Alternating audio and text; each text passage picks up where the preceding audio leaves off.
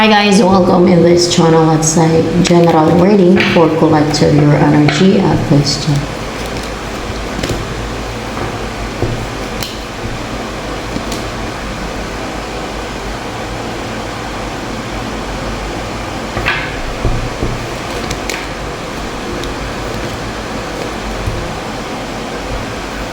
Ay, saya superior ka. Saan ka ba dito? Ito, ikaw ba yung ganyan? Ikaw to.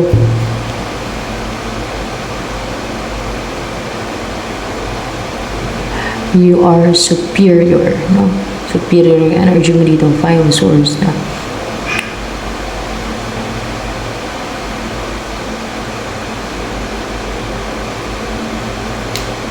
More clarification with 5 of Swords here. Yung hindi ka na-oppress or hindi ka na-convince no gustong mangumbinsi sa'yo. Like katulad nito. Tingnan niyo. May gustong mangumbinsi sa'yo like spirit or evil forces or mga witches or wizard. Any kampo na kadilig lang. Yan ang mahilig mang-oppress o mangumbinsi ba, no? Yan. Pero hindi ka nila makumbinsi. So, yung iba rin sila iwaan na parang walang pag-asa na makumbinsi ka nila na maniwala ka sa gusto nilang paniwalaan mo. Mga gano'n. Nagawin mo ang gusto nilang gawin mo. Sabihin mo yung gusto nilang sabihin mo. Yung gano'n ba? So, yan. And ito yung clarification lang naman. So, merong person na you're in separation right now. Hiwalay kayo ng tao na to, no? Na hindi na siya in a hermit mode. Tapos na siya mag-introspect. Hindi na niya ina-isolate yung sarili niya from you. Hindi niya na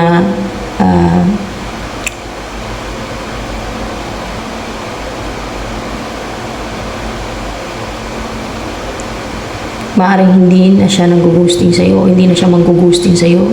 And para bang umaasa ito, nakita niyo nakatingin sa star, umaasa na magkaroon ng reunion sa inyo. Pag kinausap ka niya o pag nag-reach out sa iyo, pag nakipag-communicate siya sa iyo, pag hindi ka na niya i-ghosting, pag nagparamdam na siya sa iyo. Yung ganun. For information. Sa 3 of Cups dito. Umaasa talaga siya. See? Umaasa siya.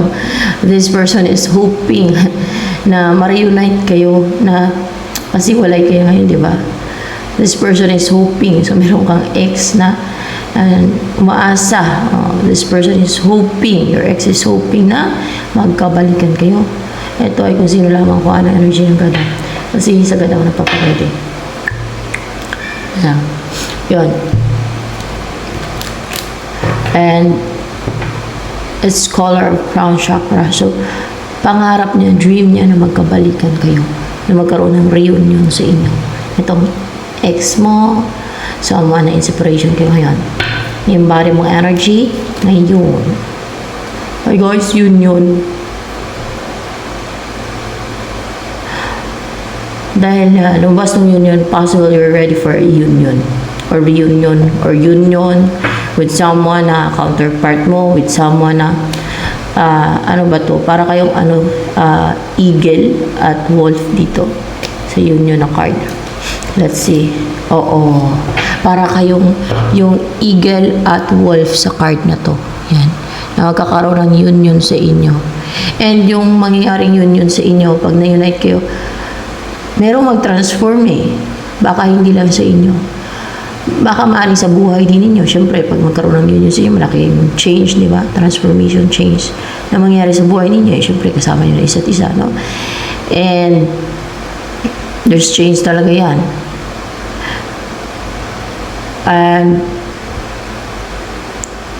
Like sa situation ninyo, syempre, may partner nyo na yung isa't isa eh. Kasama nyo yung isa't isa eh. Kung dati malungkot kayo, pag nagsama kayo, possible na maging masaya na kayo, no? O masiyahin na kayo, ma-enjoy ninyo yung buhay, ma-appreciate ninyo yung buhay. Yung ganun. Or pwedeng,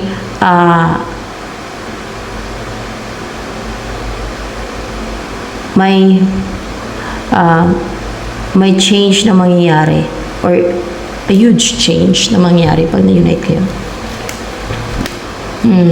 There's a huge change na mangyayari pag na-unite yun itong taong to. Ayan o. Kasi may butterfly eh.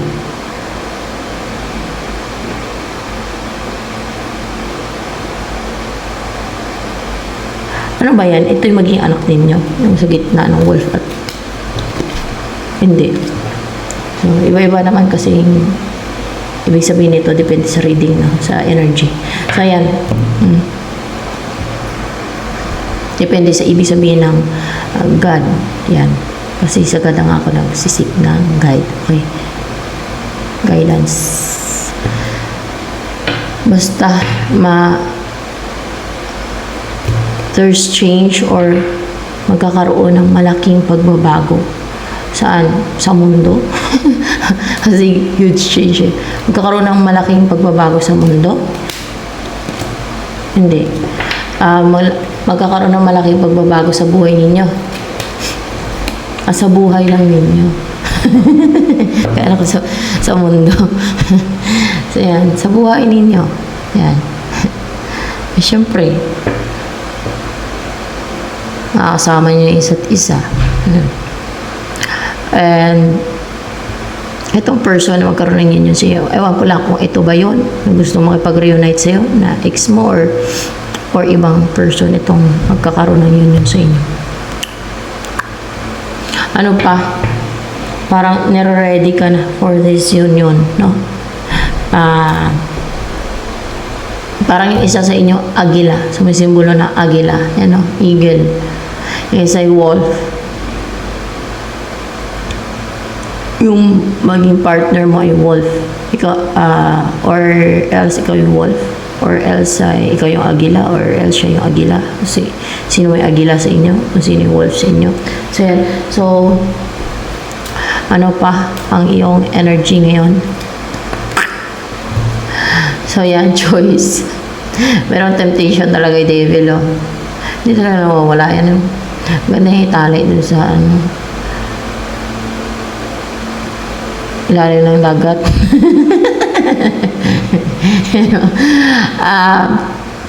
Andyan talaga palagi yung mga ano na yan. Demonyo, no? Mantitempt, ayan, no?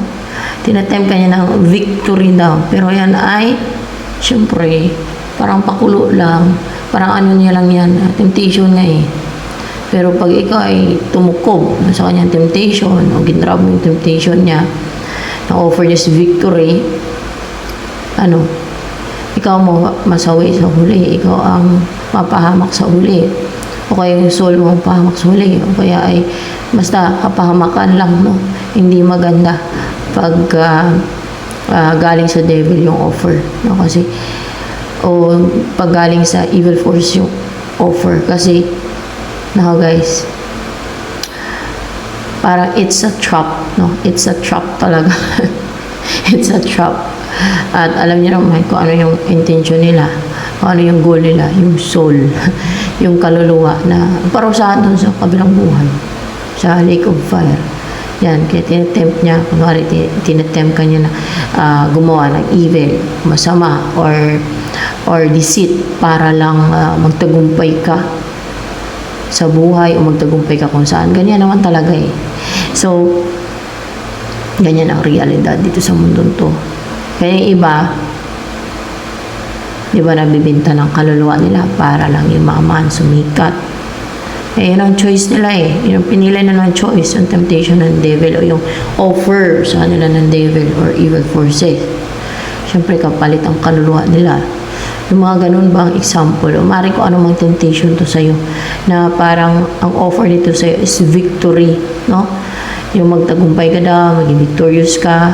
Ba't ka ba niya tinitempt ng devil na yan? dahil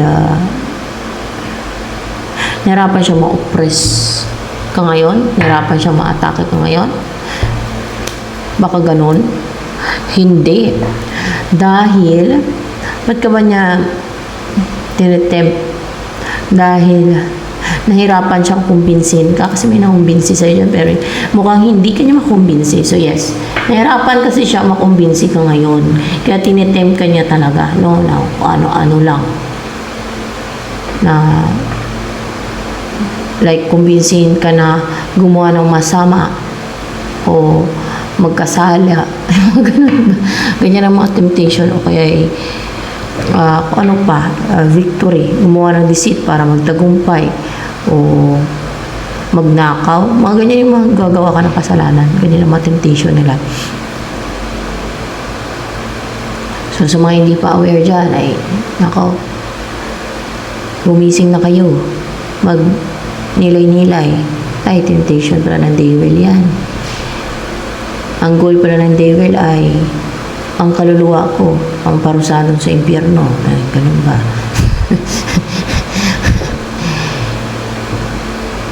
So, ayan, and meron ding itong sa side ng liwanag naman, may offer din ang sa side ng liwanag, or yung sa side ng liwanag, clarity, no? Kung alin yung tamang desisyon, right decision, tama yung gagawin mo. And clarity of mind. Kasi yung devil ay yan ang nagpapaklaw din ng mind, di ba? Yung clarity of mind. Yan. Yung klaro yung isipan mo or yung offer ng devil na victory. Tama. Pero parang trap lang yan. Trap ng devil yan. So see, trap. Hindi talaga maganda yung mga offer ng devil. Talagang, it's a trap. It's a trap. So, ayan.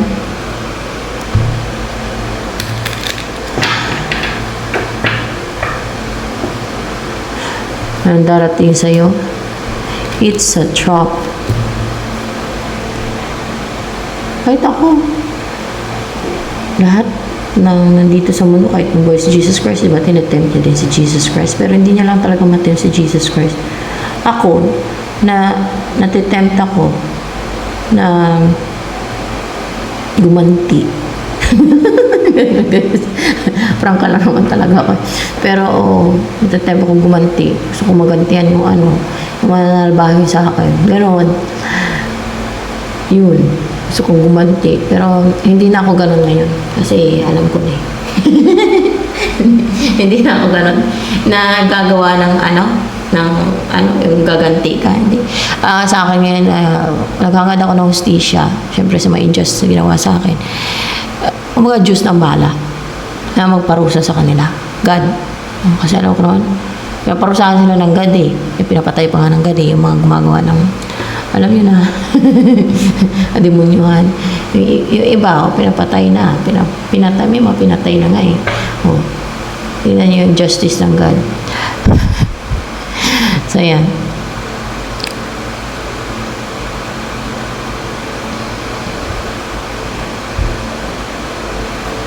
So, ayan, victory. So, tagumpay ito guys ha. Tagumpay o victory. Yan ang darating sa'yo. Tagumpay. No? Malaking bagay yan. You're victorious over the devil. Mga ganun. Over evil forces. No? So, ano pa? Ito din ang darating sa'yo.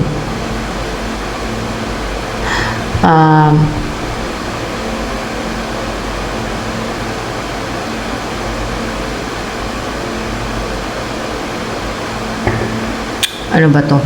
Ikaw ba to? Maging ganyan ka. Let's see ito yan. Maging ganto ka di ba victory? And then ito. Na maging busilak ang puso mo. Tama ba? Maging busilak ang puso mo. So see, na maging busilak ang puso mo. Yan. Maging pure. Para ma-transform ba? Mabago mo yung puso mo. Na ma-change mo yung heart mo into pure-hearted. No? Na hindi na masama.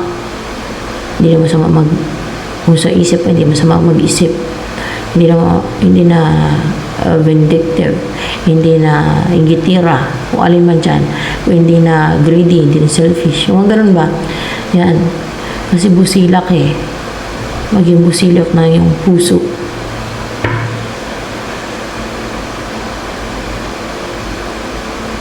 So yan.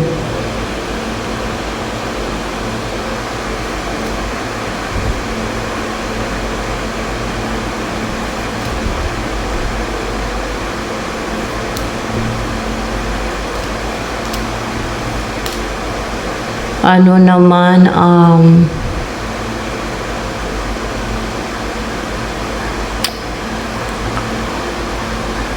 gagawin kaya nitong umaasa na magkaroon ng reunion sa inyo?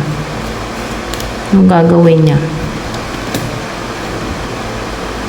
For once, masawahin ka. Gagawa ito ng paraan para magkaroon ng stability sa inyo. Parang pangasawa ka. Ganun ang gagawin niya. Five of Pentacles in reverse and Ten of Pentacles in reverse. Pero in reverse man to.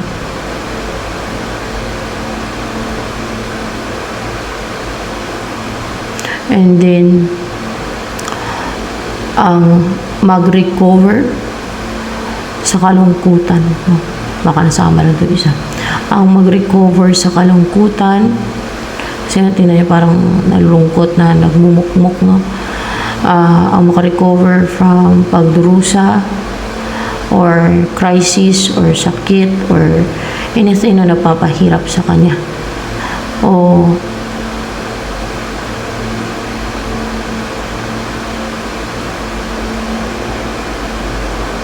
ang mag-recover from being na left out in the cold. Yan.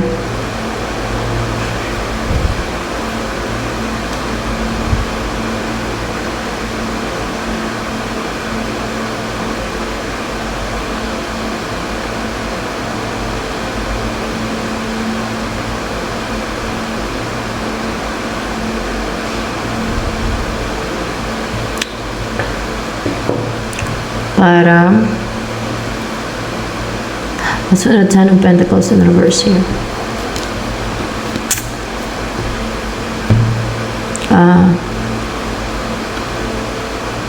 This is a family na against eh. No? Maring, ano to ba to? Pamilya niya na against sa connection. Pamilya niya. Meron siyang pamilya na against. Ano ba yan? Magulang niya ba yung against? Sa gusto ng person mo na mapangasawa. Oo. Magulang niya. Ay, hirap niya. Kaya magulang niya mismong ayaw. Baka hinahanap nila yung ka-level ng person. Hirap din yun. Na yung ganun yung sitwasyon din niya. Anong gusto niya yung ka-level ng person mo? May mga ganun kasi magulang. Para bang masyadong stricta sa mapapangasawa ng kanilang anak. Anong gusto nila mapangasawa ng anak nila? Yung ka-level ng person mo? Bakit? Malit ang tingin nila sa'yo? Hindi naman. Bakit? Hindi ka nila gusto. Hindi ka nila gusto. Bakit hindi ka nila gusto? Maingay ka? Maingay ka daw. Gusto nila yung tahimik lang, pero nasa lubang kulo siguro. Baka maingay ka. Marami kasi maingay ah.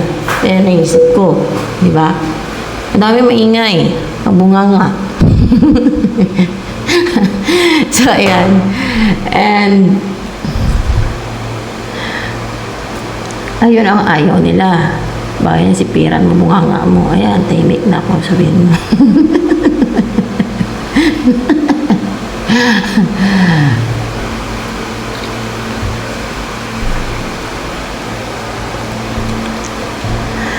Six of Cups. Ang hirap niyan guys kasi ayaw ng pamilya niya sa'yo. Ang hirap niyan. Ganyan sitwasyon.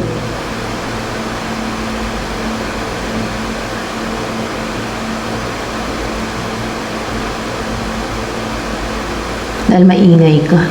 No, no? Tapos ano pa, bakit ayaw ng pamilya niyan sa'yo? Kasi, defensive ka. Tama ba? Defensive. O baka guarded. Defensive ka. Kasi defensive ka.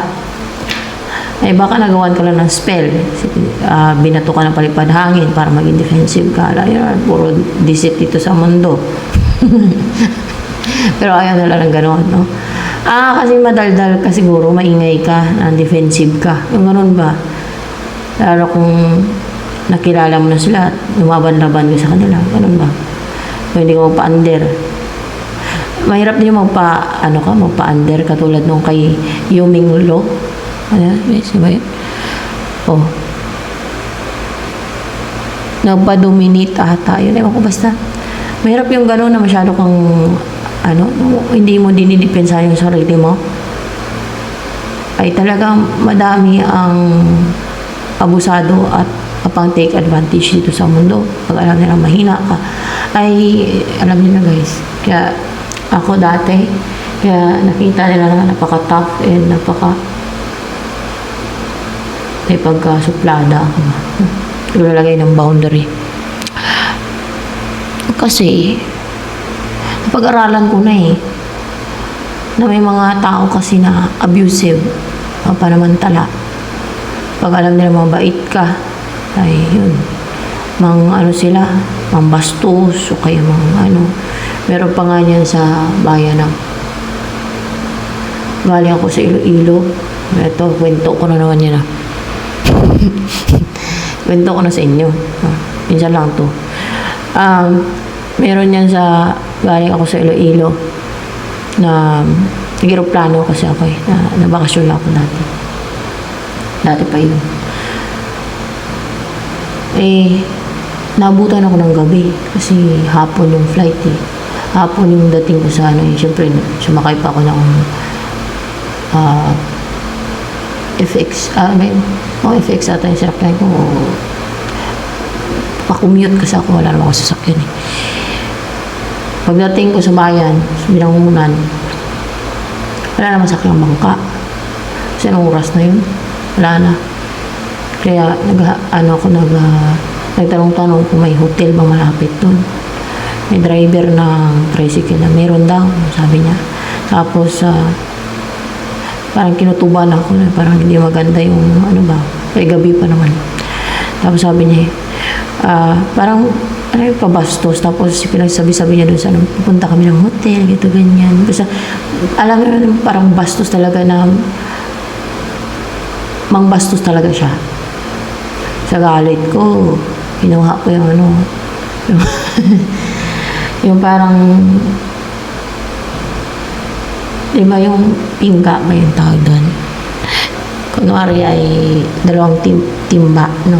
Merong yung parang kawayan na pingga yung tawag doon na para mabuhat mo yung dalawang na ilagay mo sa balikat mo yung pingga na yun na may timba sa harap at likod. Yung ganun ba? Basta kawayan siya. Nagaw kong kawayan nung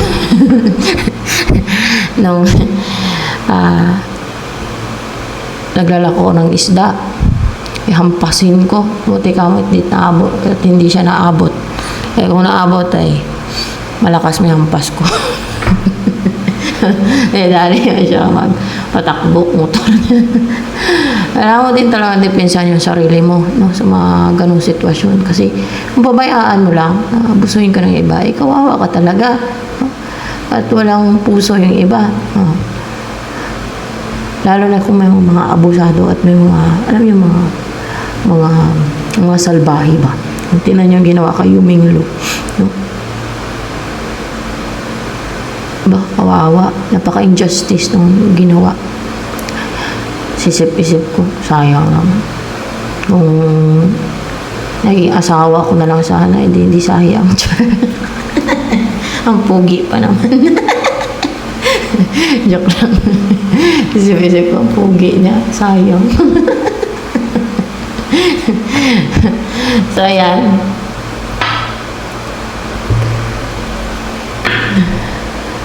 Madami ang manghinayang talaga doon. Pugi. Sikat. Doon pala sa pugian niya eh. Tsaka mukhang mabait pa. Kaso lang sa kabaitan niya, tingnan yung ginawa sa kanya. Hindi siya naglagay ng boundary yun. Kaya umabuso yung manager niya. Tsaka yung mga gumawa sa kanya nun. Na, grabe.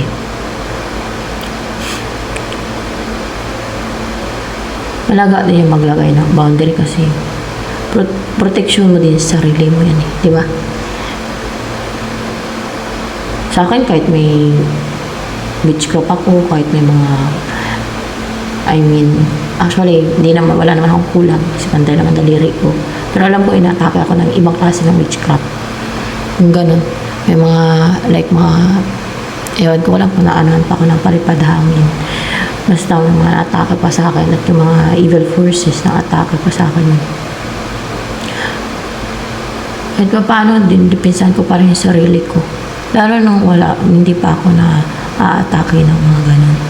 Ay, matapang talaga akong dipinsan ko yung sarili ko. Hindi talaga ako, pwede na bastos-bastusin ako. Magagalit talaga ako. Ganun ako dati. Talagang pagsisihan na lang na inuna-unahan nila akong bastusin. Ganun ba? So, ayan guys. Bastusin o alam nyo may ginagawa silang masama, kasalbahi yan. Yung mga ganun ba?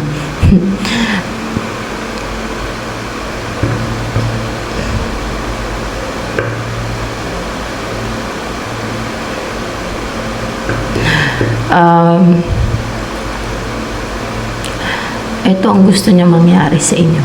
Sa kabila ng ayaw ng family niya. No? Sa'yo. Ayaw nila sa'yo. Kasi maingay ka daw at defensive ka. Baka magkaroon lang ng conflict. Tama ba? Ganun, tama po ba? Sige, atin ko kayo dito. Hindi po ako. So yan, tama po ba? Kasi ayaw niyang pamilya magkaroon ng conflict. No? Ganon? Tama. Ayaw nila mang problema. Ayaw nila ma-stress. Ayaw nila mang problema. Baka mag-away kayo. Ay, defensive ka. Naisip ba ng person mo yun? Na baka mag-away kayo kasi larap maingay ka, defensive ka. Hindi. So, yan, ganyan. Pero hindi naman siguro ka mag-away kung marunong ka rumispeto. At gano'n din sila, narespetuhin ka nila bilang tao at bilang asawa ng anak nila pag nagsama na kayo, di ba? Respetuhan lang, gano'n. Para huwag yung abusuhan. Iba na yun eh. Dapat may boundary. No? Na huwag yung mangbastos, gano'n. Huwag yung So, ayan. Huwag yung gumawa kasi ng masama. Huwag manguna. Huwag gumawa ng masama. Basta gano'n. Dapat ay itrato ng mabuti yung bawat isa. Ganun. Ay, nako guys. So, yan. Pero ito ang gusto niya mangyari sa inyo na makasama ka niya, maging close kayo. At home kayo sa pila na isa't isa. You will grow old together. Yan. Tama ba? You will grow old together. Yun ang gusto niya. Hindi. Na you will stay young together. Hindi.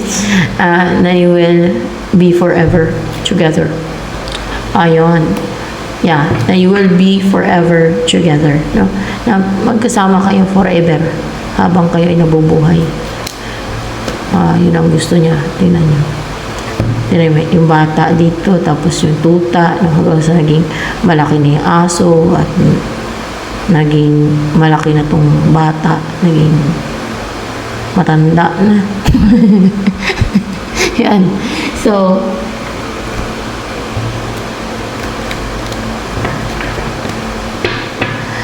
Gusto niya tahimik para walang gulo, walang away. Yun ang gusto ng pamilya niya. Walang conflict. Yun ang gusto ng pamilya niya. Yun ang kanilang gusto. Yung traidor style. Yung traidor rin sila. Yung traidor. Tahimik pero yun ang gusto nila, traidor. Yung tahimik pero nasa loob ang kulo,empre may ginagawa na kahit wala silang ginagawa masama, tinatraidor sila, ginagawa, lalasunin sila ba? Gusto nila. Minsan clouded yung judgment ng mga tao, yung mali yung pag-judge nila sa kapwa nila kung sino yung traidor na masama. Yun ang tingin nilang mabuti o mabait. O sino yung alam mo yung inosente at mabuting intention, yun pa isipan nila na masamang intention sa kanila na hindi na pagkatwalaan. Madami na ako na-obserbahan yan. Na-encounter ng mga ganyan. Na-obserbahan ko din. Kasi clouded, lalo kung may gumagawa ng mga spell dyan, gumagawa ng witchcraft, na minamanipula yung isip nila. Pero kung ganyan, ay bahala kayo. Yung person, bahala ka. Nasa iyo. At mukhang ayaw ng pamilya niya sa'yo. Siya lang ito may gusto sa'yo. Siya lang may gusto sa'yo. Ayaw ng pamilya niya sa'yo. Ang tanong, kunwari, kung pumayag ka na makasama siya, pangasawa siya, pag inakay ka ng pamilya niya, kasi mahirap yan at ayaw ng pamilya niya sa'yo, kakampihan ka ba ng person mo? Oo, kakampihan ka niya. That's love. That's love. So, ano pa? Ano pa ang next na darating sa'yo? Woman holding a heart.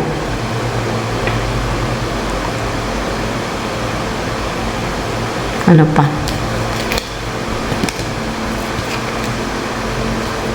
Contract. Angel of love. Itong woman na yung babae na may hawak na heart or else ay ikaw yun mismo na hawakan mo yung heart, offer, or you will be in a relationship. Pwede ganun. This is a contract. Actually, may contract. And parang yung nagmamaniobra nito ay si Angel of Love. Kasi talagang mangyayari itong union nito. Union. Sino nga ba itong magkaroon ng union sa inyo? Ang problema is person mo kung hindi siya ang counterpart mo, kung hindi siya itong dito, yung magiging partner mo, yung magkakaroon ng union sa inyo. So, ako na clarify kung sino. Baka hindi niyo matanggap, mag-timing siya. Maasa pa naman to, baka magwala, mag-timing, o baka may stress ba? Baka tatalon ka sa building. Naigil, assuming lang. May ganon guys na kunting problema na pakamatay. Naniwala sa demonyo na pakamatay. Alam ko yung mga nagpapakamatay, hindi masave yung kaluluwa nila eh. Di ba nasa Bible yan? Ewan ko lang. Basta yun ang alam ko, pero kawawa naman kung sinusulan ng demonyo na napakamatay sila. Mabuti naman tao. Dahil sa stress, sa problema. Of course, yung stress, sa problema, ano bibigyan yan? Mga demonyo din. Kampo ng kadiliman. Kasama sa kadiliman, mga demonyong tao, demonyong nilalang, mga ganun ba? Kampo ng kadiliman. Kaya nagbibigay ng stress, problema, depression, anxiety, sakit sa mga tao, di ba? Ganyan yan.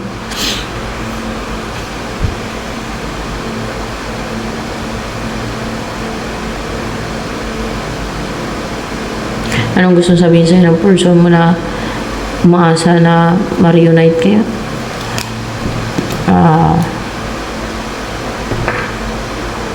Magtatagumpay daw. Siya. Ne? Siya. Magtatagumpay daw siya na mapangasawa ka. Kaya may impress man. Magtatagumpay daw siya mapangasawa ka. Hindi malaman na lang yan kung mapangasawa ka na niya. Kasi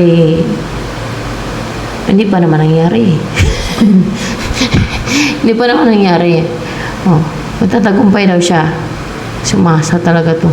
Mapangasawa ka. Kaya ayaw ko baka nanonood ba. Ayaw ko pa-clarify kung siya yung magkakaroon ng union sa inyo. Paano kung iba? Sabagay, ito ay collective naman to, no? Ito ay collective reading. Alam niyo, ay collective. Kung sino lang kuhaan dito ng God ng energy. Yan. Yun naman talaga totoo kayo. Sabihin ko, alam gagawa pa ako ng kwento. So, yan. Hindi naman ako mahilig gumawa ng kwento. Ang hirap kayo mag-isip. Mag-iisip pa ako ng kasinungalingan. Hindi na. Sabihin ko lang ang katotohanan.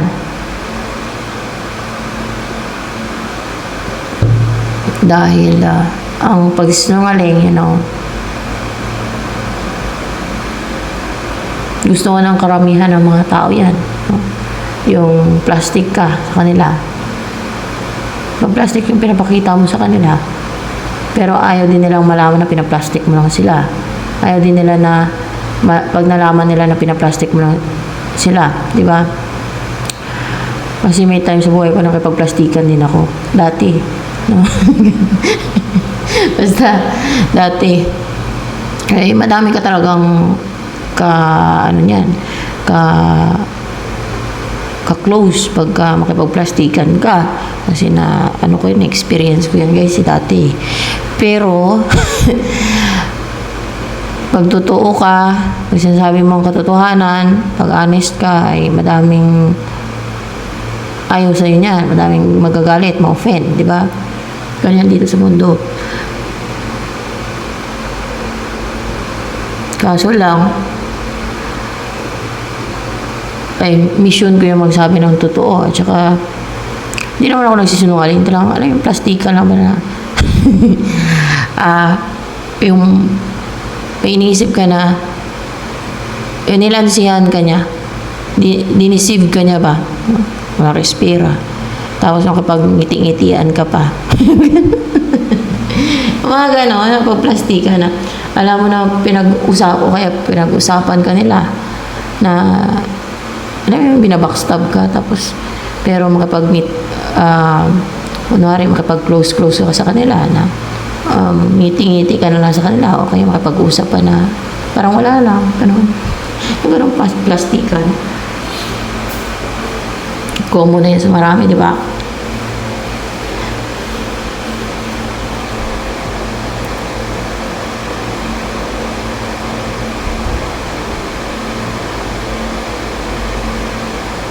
So, yun guys.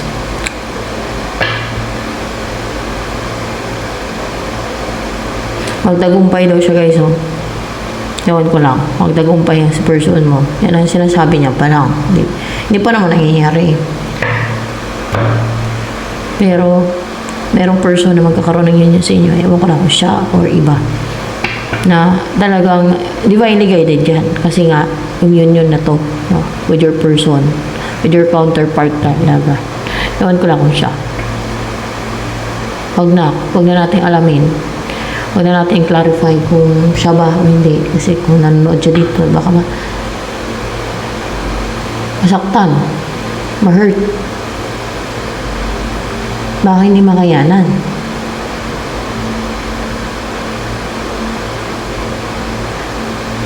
Baka parang pigain ang puso sa sakit. Parang maging desperate. Mama-prostrate pa.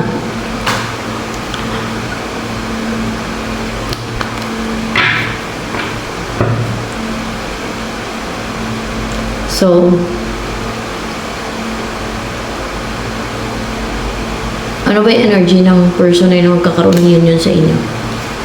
Kasi na-ready ka na for union eh. May union daw, magaganap.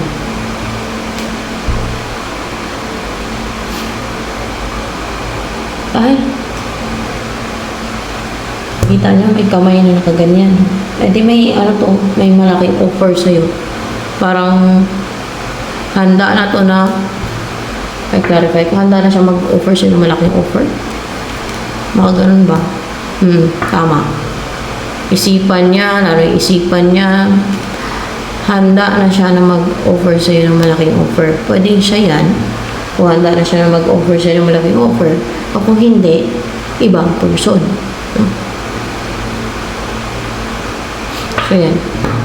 Ito na lamang for collector reading, guys.